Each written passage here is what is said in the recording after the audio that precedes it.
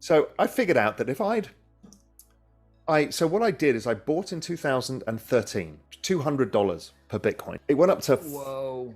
it went up to 1,000 in 6 weeks. But I had a long-term thesis. I wrote the first kind of macro strategy paper about the valuation of Bitcoin. I thought this could be worth $1 million.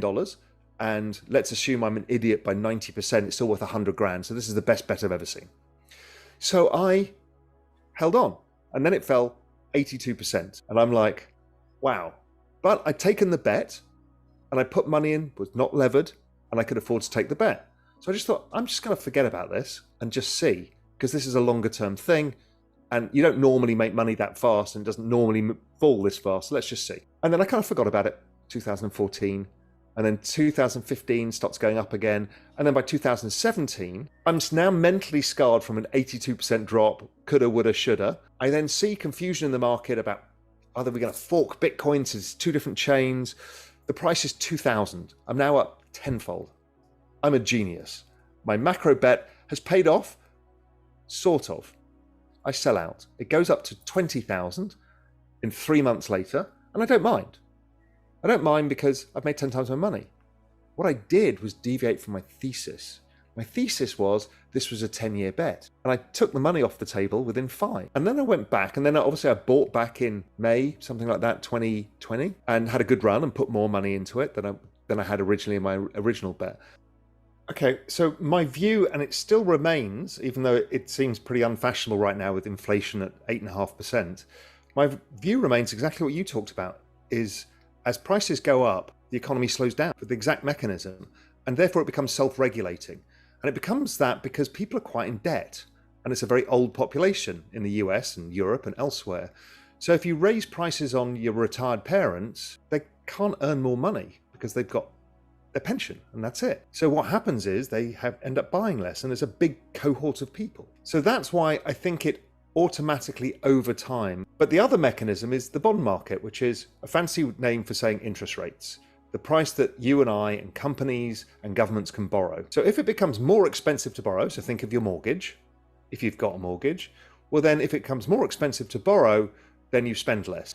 So leverage works in crypto that you have some Bitcoin and you want to borrow some US dollars or whatever it is you want to do. So you will pledge, and your interest payments as collateral. And your interest payments are whatever they are. But what happens is if the collateral falls and the exchange or whoever it is, or the DeFi protocol says, oh, it doesn't cover the amount, you get liquidated immediately.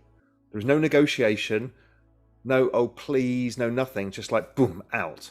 And you take the loss. Go into the financial markets, like the futures markets, which is mainly for accredited or sophisticated investors. It's not an instant liquidation, and that's terrifying because suddenly something like the oil price, let's say you've bought some oil futures, what that is leverage on the future price of oil, much like you would do with Bitcoin. Oil sometimes can go down 10% a day, and because you've got leverage, before you know it, you're losing enormous sums of money. They don't liquidate you. They call you up and tell you owe them margin, and you can get yourself in a huge mess. So leverage is very scary. The nice way of playing leverage is options. Options is something definitely worth people learning about. You're okay still. So it's just a different way of doing risk. I think there is a narrative that says that the Fed have to do this, but you and I don't borrow at Fed funds rates. The market's already changed our mortgage costs or whatever. So I think the market does its job, but there's some belief that it has to be driven by the Fed and their Fed funds rate.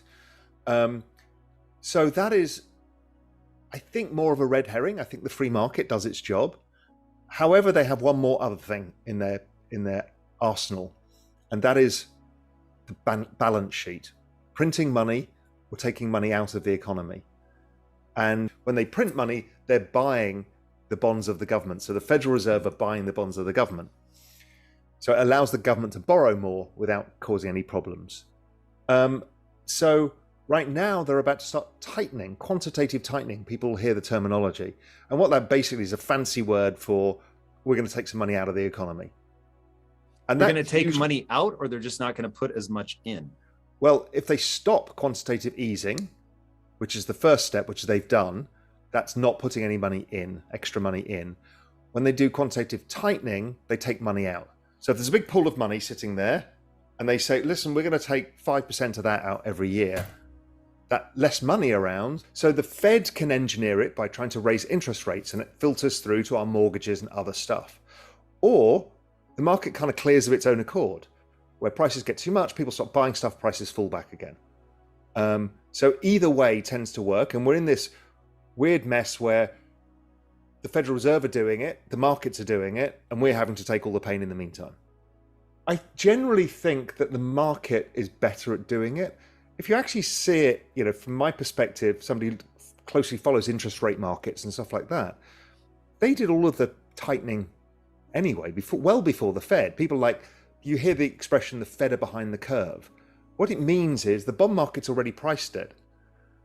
Like, interest rates need to go up to slow down the economy because there's too much inflation, and the Federal Reserve are trying to catch up.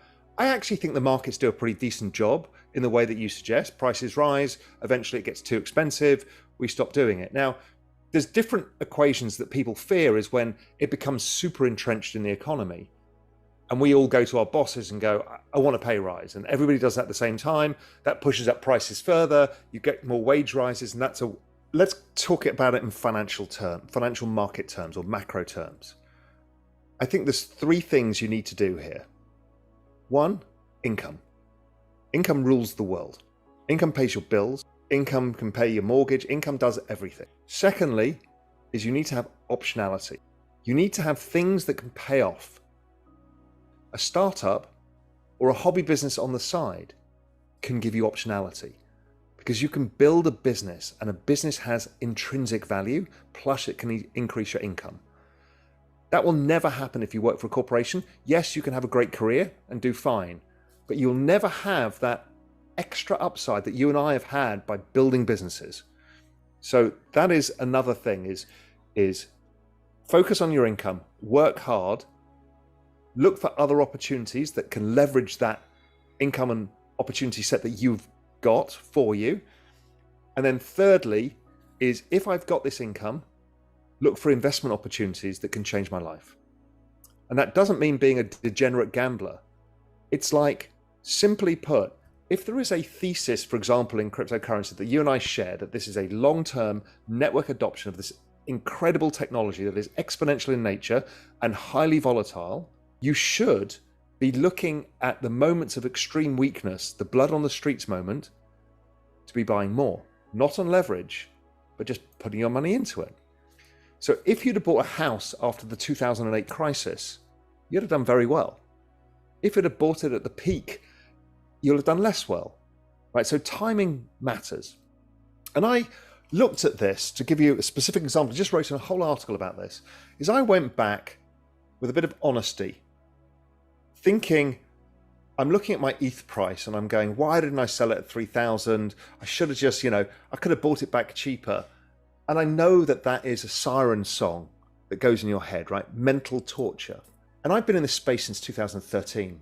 So I went back and looked at my entries and exits and what I did in the past. And what had happened if I just bought and hold? And what had happened if I bought and hold and added when it was this far oversold?